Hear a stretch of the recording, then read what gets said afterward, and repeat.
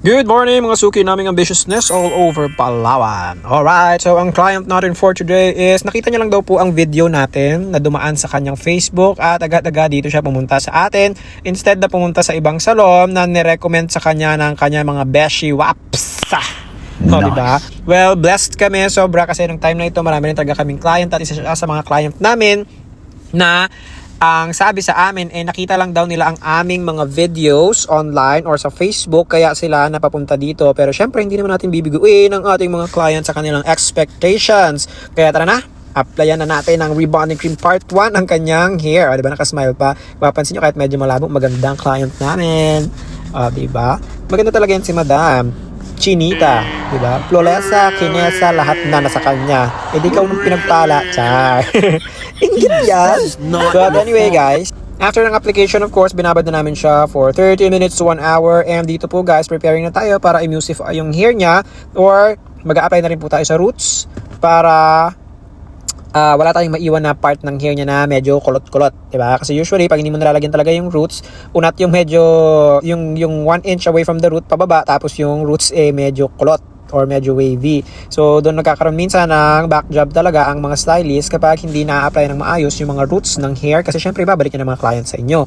Kaya doble ingat at doble lagi ang pag-check natin. So ito after natin mababad guys, binanlawan na natin ang hair ni ma'am. Syempre pagkatapos banlaw, ano pa nga ba? Di i-blower na natin yung hair. O diba? Pagtapos ng blower, ano pa nga ba? Di pa plantahin na natin yung buhok. Pero bago natin plantahin guys, papakita ko muna sa inyo ang buhok ni ma'am after natin siyang ibabad ng rebonding cream number 1. So medyo nagkaroon na ng konting transformation from this to this. Diba? Perfect. Well, anyway, hindi pa natin pa-plancha yan guys, kaya parang ganyan pa rin yung itsura, medyo dry yung hair. But eto guys, yung hair ni madam is texture talaga ng buhok niya. Ewan ko kung bakit ganyan yung texture ng buhok niya, na parang tuyong-tuyo yung buhok, parang walang moisture. But again, nandito sila para mapaayos at mapaganda yung hair nila. So we will do our best para maganda ang kalabasan ng maging resulta ng hair ni madam bago siya lumabas ng ating shop, so we can have more recommendation from her. Charot! Alright, so nagplansya na nga tayo dito guys. Ayan, para just to lock in our rebonding cream number 1 na in-apply natin kanina. And after nyan, of course, after ng pagpaplansya, alam nyo na, diba? Papalamigin muna natin ang hair bago natin na-applyan ng rebonding cream part 2 ulit. And at this point guys, ayun, natapos na natin plansyahin yung hair ni madam. Kung makikita nyo, makintab na. At pinapalamig na talaga namin ang kanyang buhok para ma-applyan na natin ang rebonding cream number 2. Siguro napapansin nyo lahat sa mga videos namin na bago kami nag-apply ng rebonding cream number 2 is pinapalamig muna namin or binoblower muna namin yung mga hair ng aming mga client. Alam nyo na siguro, ha? Hindi ko na ulit-ulitin dito, baka naman, char. But anyways, ayun guys, nag-apply na kami ng rebonding cream part 2. And bababad lang natin to for 15 to 20 minutes before natin banlawan ang kanyang hair.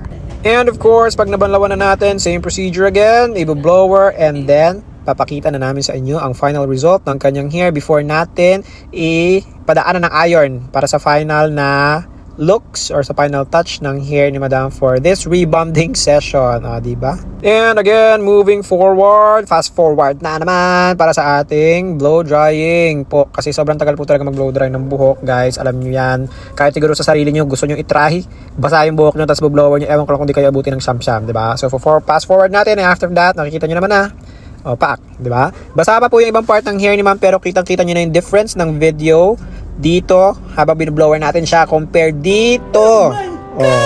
Diba? Compare dito sa unang video natin ng kanyang hair, kitang-kita nyo na kagad yung difference. Hindi pa po natin yan napaplansya, blower pa lang at medyo basa pa yung ibang part ng hair ni ma'am.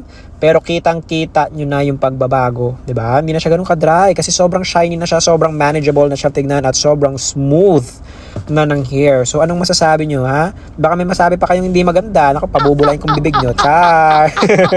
Huy, di ka mga away dito ulit. Sinasabi ko sa iyo diba? So after nito guys, papakita na namin sa inyo ang kanyang hair after na ng overall na pag-blower. Pack.